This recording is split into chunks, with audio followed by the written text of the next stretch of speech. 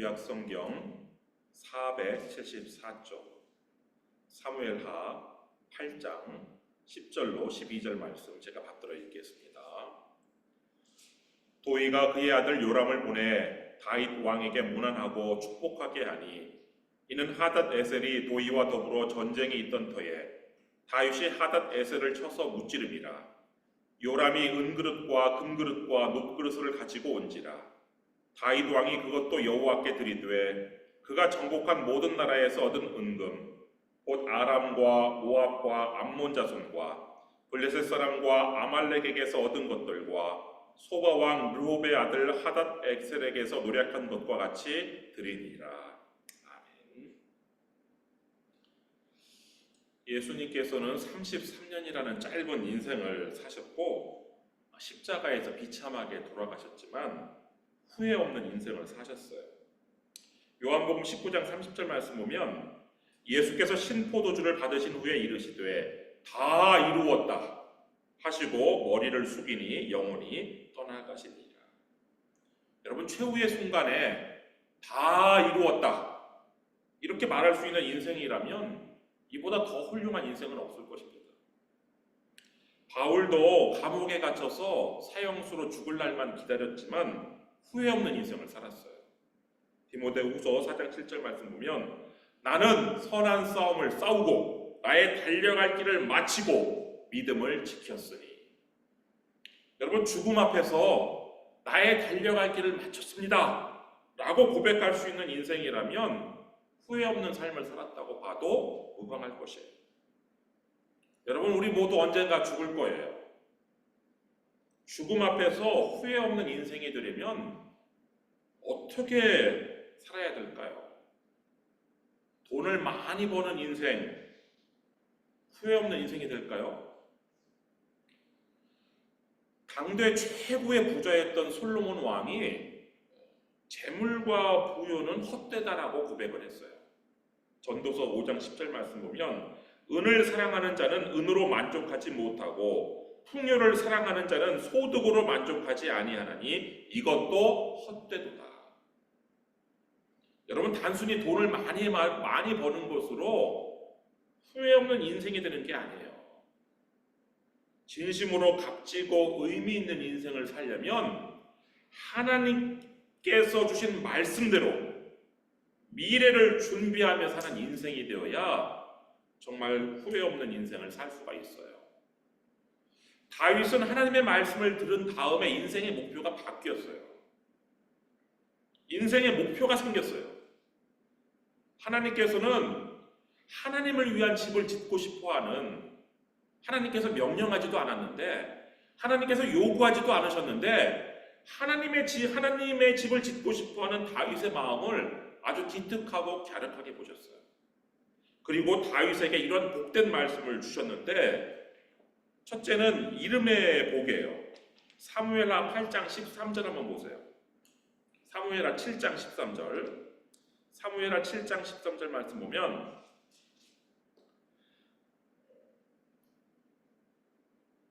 사무엘하 7장 9절 말씀 보시면 내가 가는 모든 곳에서 내가 너와 함께 있어 내 모든 원수를 내 앞에서 멸하였은즉 땅에서 위대한 자들의 이름같이 내 이름을 위대하게 만들어 주리라. 하나님께서요, 다윗에게 내 이름을 위대하게 만들어 주겠다 이런 말씀을 주셨는데, 이 하나님의 말씀은 얼마 지나지 않아서 성취돼요. 오늘 본문 13절 말씀 보시면, 사무엘하 8장 13절 말씀 보면 다윗이 소금 골짜기에서 에돔 사람 18,000명을 쳐 죽이고 돌아와서 명성을 떨치니라. 다윗이 사해에 있는 소금 골짜기에서 에돔과 전쟁에서 승리한 다음에 이 다윗의 이름이 위대하게 되었어요. 그 다음에 하나님께서 다윗에게 왕조의 복을 말씀하셔요. 사무엘하 7장 11절 말씀 보시면 전에 내가 사사에게 명령하여 내 백성 이스라엘을 다스리던 때와 같지 아니하게 하고 너를 모든 원수에게서 벗어나 편히 쉬게 하리라. 여호와가 또 내게 이르노니 여호와가 너를 위하여 집을 짓고 여러분, 다윗은 이미 지금 백향목 궁궐이라는 왕궁이라는 좋은 집이 있어요. 근데 하나님께서 다윗을 위하여 집을 짓는다. 여기서 말하는 집은 뭘까요? 여기서 말하는 집 하우스는 왕조, 다이내스티를 의미하는 거예요. 하나님께서 다윗의 왕조를 일으키겠다는 거예요. 그 12절 말씀 보면은 내 수완이 차서 내 조상들과 함께 누울 때에 내가 내 몸에서 내 씨를 내 뒤에 세워 그의 나라를 견고하게 하리라. 다윗의 아들이 다윗을 이어서 왕이 될 것이라는, 그래서 왕조를 일으키겠다는 이런 말씀을 해주신 거예요. 우리는 흔히 조선 왕조도 그랬고 고려 왕조도 그랬고 신라, 고구려, 백제, 우리 역사 속의 왕조들은 그냥 500년 이상 되는 왕조였기 때문에 그냥 그 아들이 아버지의 뒤를 이어 왕이 되는 게 당연하다고 생각을 해요. 근데 세계의 역사를 보면 이게 당연한 게 아니에요. 그리고 이스라엘 역사만 봐도 지금 그 사울 왕은 자신의 왕조를 세우고 싶어 했어요. 자신의 뒤를 이어 자신의 아들이 왕이 되고 싶어, 왕이 되기를 원했단 말이에요. 그러나 그게 이루어지지 않았어요. 그래서 하나님께서 지금 왕조를 세우신다는, 왕조를 일으키겠다는 이 약속은 굉장한 다윗에게 축복의 말씀인 거예요. 그런데 내 몸에서 내 씨라는 이런 미래형을 사용하셔서 지금 현재 있는 아들들, 특히 지금 현재 장자 암논, 이 장자가 다음 왕이 될 거라는 그런 말씀을 하신 것이 아니에요. 앞으로 태어날, 지금은 없지만 앞으로 태어날 다른 아들이 내 왕위를 계승할 것이다. 이런 사실을 지금 다윗에게 알려주신 거라. 하나님께서는 다윗에게 이렇게 이름의 복, 왕조의 복을 말씀하신 다음에 다윗이 죽고 난 다음에 일어날 일을 계시해 주셨어요. 13절 말씀 보면 그는 내 이름을 위하여 집을 건축할 것이요 나는 그의 나라 왕위를 영원히 견고하게 하리라. 아직 태어나지도 않았지만 다윗을 이어서 왕이 될 그 아들이 하나님의 이름을 드러내기 위해서 하나님의 집을, 성전을 건축할 것이라는 이 미래를, 숨겨진 미래를 지금 다윗에게 가르쳐 주셨어요. 이 하나님의 말씀을 들은 후에, 이 하나님의 계시를 받은 후에 다윗의 인생은 완전히 바뀌어요. 하나님께서 알려주신 미래를 준비하는 인생이 됐는데, 다윗은 아직 태어나지는 않았지만 자신의 뒤를 이어서 왕이 될 아들, 성전을 건축할 그 아들이 성전을 건축할 수 있도록 부를 쌓고 저축을 하는 인생이 되었어요. 여러분, 성전 건축, 이게 어마어마한 재정이 들어가는 정말 국가적인 프로젝트란 말이에요. 성전이 아니라 지금 현재 있는 성막, 모세가 광야에서 지은 성막도요, 사실은 엄청난 돈이 들어갔어요. 그 모세가 성막을 지었을 때 다른 건 다 빼고 금, 은, 논만 계산하면 금은 30달란트, 은은 100달란트, 노은 70달란트가 들었어요. 근데 한 달란트가 단위가 어떻게 되느냐? 이게 3,000세겔이에요. 그런데 이 한 달란트 추를 이 고고학에서 이게 발굴한 추를 오늘날 그 킬로그램으로 재보니까 그 발굴된 추가 약 어느 정도 되느냐? 35kg이었어요. 그러니까 한 달란트가 35kg이니까 30달란트면은 1050kg인 거예요. 그러니까 성막을 지을 때 들어간 금이 1050kg, 그러니까 1톤이 넘는 금이 들어간 거예요, 거기에. 근데 이게 현재 가치로 얼마나 되느냐? 현재 그 금을 투자하는 사람들이 주로 사는 게 골드바거든요. 1kg짜리 골드바가 현재 얼마냐? 78,000불이에요. 78,000달러. 그러니까 1050kg, 1톤하고도 50kg의 금은 30달란트의 금은 현 시세로 환산하면 8,200만 달러. 한화로는 1,131억 원이 되는 거예요. 그게 금값만 그런 거예요. 성막을 짓는데 은은 금의 3배 이상이 들어갔어요. 고대에는요, 은의 가치가 지금보다 훨씬 높았어요. 심지어 은이 금보다 더 비쌌어요. 그래서 예전에는 금과 은을 이야기할 때 금, 은 이렇게 부른 것이 아니라 은금이라고 불렀어요. 오늘 본문에도 그렇게 나와 있죠. 은금이라고. 11절 말씀 보면은 다윗 왕이 그것도 여호와께 드리되 그가 정복한 모든 나라에서 얻은 은금. 왜? 은이 금보다 더 귀하고 비쌌으니까. 그렇지만 출애굽 당시에는 금과 은의 가치가 대략 1대2였어요. 금 한 덩어리가 은 2덩어리의 가치하고 비슷했단 말이에요. 그래서 이 성막을 짓는데 들어간 은 100달란트는 금 50달란트와 같은 가치인데, 이게 또 현 시세로 계산을 해보면은 1억 4천만 달러, 한화로는 1,900억 원이 되는 거예요. 그러니까 성막을 짓는데 다른 거 다 빼고, 노시라든지 뭐 다른 거 다 빼고 금과 은만 따졌을 때 2억 2천만 달러가 들어갔어요. 한화로는 3천억 원이 그 성막, 모세의 성막 그거 짓는 데 들어간 거예요. 여러분, 그런 막대한 비용을 이 애굽에 노예했던 이스라엘이 도대체 어떻게 감당할 수 있었어요? 그건 출애굽할 때 애굽의 부가 이스라엘로 이동하였기 때문에 가능한 것이었어요. 출애굽기 12장 35절 36절 말씀 보면은 이스라엘 자손이 모세의 말대로 하여 애굽 사람에게 은금 패물과 의복을 구하매 여호와께서 애굽 사람들에게 이스라엘 백성에게 은혜를 입히게 하사 그들이 구하는 대로 주게 하심으로 그들이 애굽 사람의 물품을 취하였더라. 애굽으로부터 이스라엘로의 부의 이동이 있었기 때문에 성막 건축이 가능한 것이었어요. 사실 이스라엘 역사 중에서 이스라엘이 가장 부유한 때가 언제였느냐? 바로 출애굽할 때 애굽을 탈탈 털어 나왔을 때, 그때가 이스라엘이 가장 부유했을 때였어요. 그러나 사사시대 이후에 이스라엘은 그냥 주변 민족들에게 맨날 탈탈 털렸어요. 그냥 사방의 적들이 이스라엘 쳐들어와가지고 그냥 이스라엘이 가지고 있는 것들을 다 약탈해갔어요. 하나님을 섬기지 않았을 때, 우상을 숭배했을 때.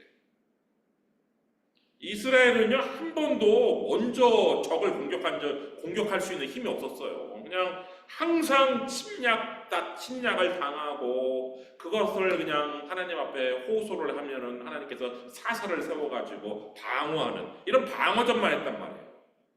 그런데 다윗 때 처음으로 정복전쟁을 벌였어요.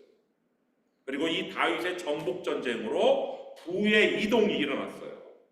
사무엘하 8장 1절 말씀 보시면 그 후에 다윗이 블레셋 사람들을 쳐서 항복을 받고 블레셋 사람들의 손에서 메덱 암마를 빼앗습니다.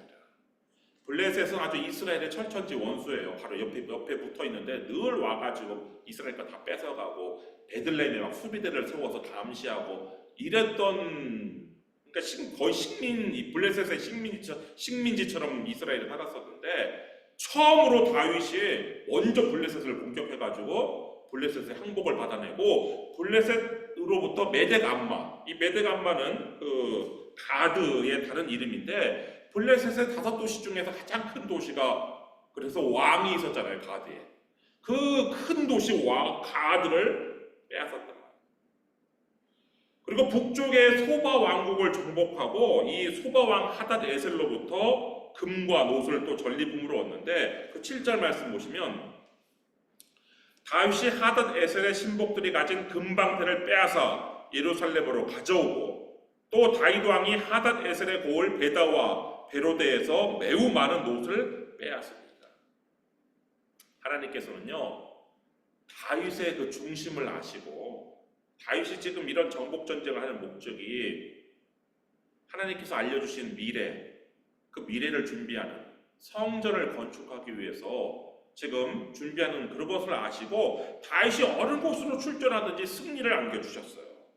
6절 말씀 보시면 다윗이 다메섹 아람의 수비대를 두매 아람 사람이 다윗의 종이 되어 조공을 바치니라. 다윗이 어디로 가든지 여호와께서 이기게 하십니다. 다윗은 전리품뿐만이 아니라 또 우방으로부터 받은 선물들, 그런 선물 받은 그런 은, 금, 놋, 그릇 이런 것들도 다 성전 건축을 위해 하나님께 바쳤는데 그 10절 말씀 보시면 도위가 그의 아들 요람을 보내 다윗 왕에게 문안하고 축복하게 하니 이는 하닷 에셀이 도위와 더불어 전쟁이 있던 터에 다윗이 하닷 에셀을 쳐서 무찌릅니다. 요람이 은그릇과 금그릇과 놋그릇을 가지고 온지라. 이 도위는 누구냐면 지금 다윗이 그 공격한 북쪽의 소바 왕국, 이 소바 왕국하고 전쟁을 벌이고 있었던 그 나라의 임금이에요. 지금 이 소바 왕국이 이 도위의 왕국과 전쟁을 벌였는데 다윗이 이 소바 왕국을 쳐가지고 대신 이겨준 거예요. 그러니까 이 도위가 적의 적은 친구라고 이 다윗 왕국과 이스라엘과 화친을 맺고 자신의 아들을 보내서 선물을 다윗에게 주었단 말이에요. 그 선물이 바로 뭐냐? 은그릇과 금그릇과 놋그릇. 그러니까 이 그릇을 선물로 준 것은 이 도위는 이미 알고 있었어요. 다윗이 왜 이런 전쟁을 통해서 금과 놋을 이렇게 빼앗아갔는지, 성전을 건축하기 위함이라는 것을 알고 그 하나님의 성전에서 쓸 그런 은그릇과 금그릇과 놋그릇을 바쳤단 말이에요. 다윗은 그것을 하나님께 또 바치는데 그 11절 말씀 보시면 다윗 왕이 그것도 은그릇, 금그릇, 놋그릇 그것도 여호와께 드리되 그가 정복한 모든 나라에서 얻은 은금 곧 아람과 모압과 암몬 자손과 블레셋 사람과 아말렉에게서 얻은 것들과 소바 왕 르홉의 아들 하닷 에셀에게서 노력한 것과 같이 드리니라. 이렇게 다윗은요 죽을 때까지 성전 건축을 위한 재료, 은, 금, 놋 이런 것들을 준비를 했어요. 역대상 22장 5절 말씀 보면 다윗이 이르되 내 아들 솔로몬은 어리고 미숙하고 여호와를 위하여 건축할 성전은 극히 웅장하여 만국의 명성과 영광이 있게 하여야 할지라. 그러므로 내가 이제 그것을 위하여 준비하리라 하고 다윗이 죽기 전에 많이 준비하였다. 그렇게 해서 다윗이 준비한 금과 은의 양이 어느 정도냐? 금이 10만 달란트, 은이 100만 달란트였어요.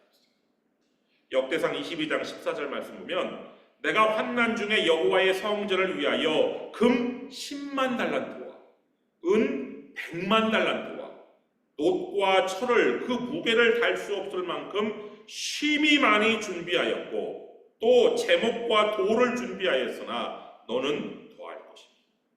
이게 나중에 다윗이 죽기 전에 솔로몬에게 남긴 유언 중에 일부거든요. 다윗이 준비한 것이 이 정도 준비를 했는데 이것도 모자라니까 너는 더 준비해라. 이렇게 지금 유언을 남긴 거예요.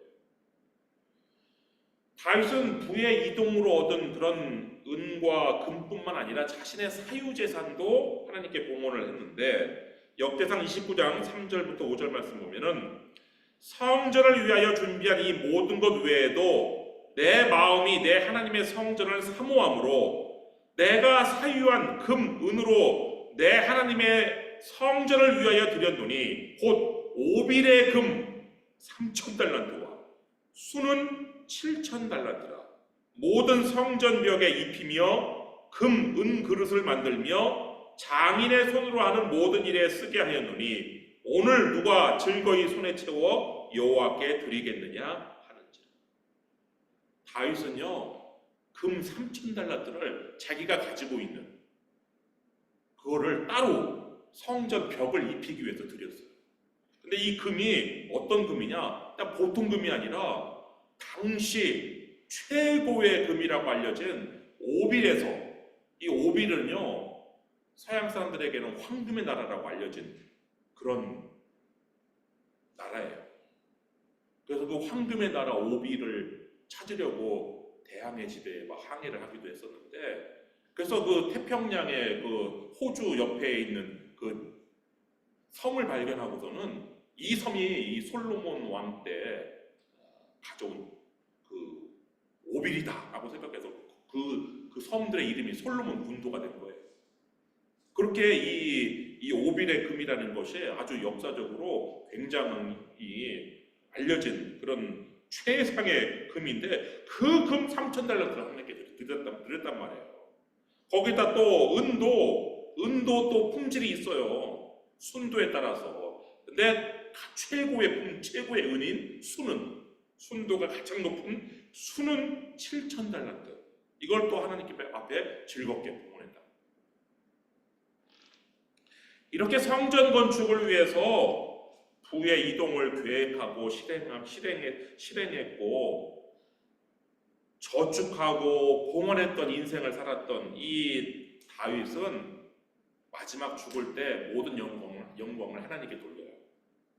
역대상 29장 14절 말씀 보면 우리 하나님 여호와여 우리가 주의 거룩한 이름을 위하여 성전을 건축하려고 미리 저축한 이 모든 물건이 다 주의 손에서 왔사오니 다 주의 것이니이다. 여러분 다윗이 헌금한 그 오빌의 금 3,000달란트 수는 7,000달란트 합쳐서 10,000달란트의 그 은금은요 현재 가치로 따지면 100억 달러가 넘어요. 100만 달러가 아니에요. 100억 달러. 하나로 따지면 14조가 넘어요.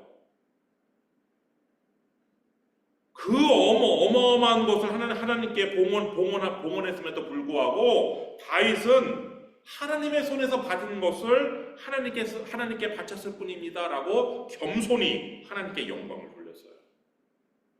그리고 하나님의 말씀대로 자신의 아들이 자신의 뒤를 이어 왕이 되는 것을 보고 죽어요. 여러분 다윗의 인생 다윗의 인생 보면 부침이 굴곡이 있죠.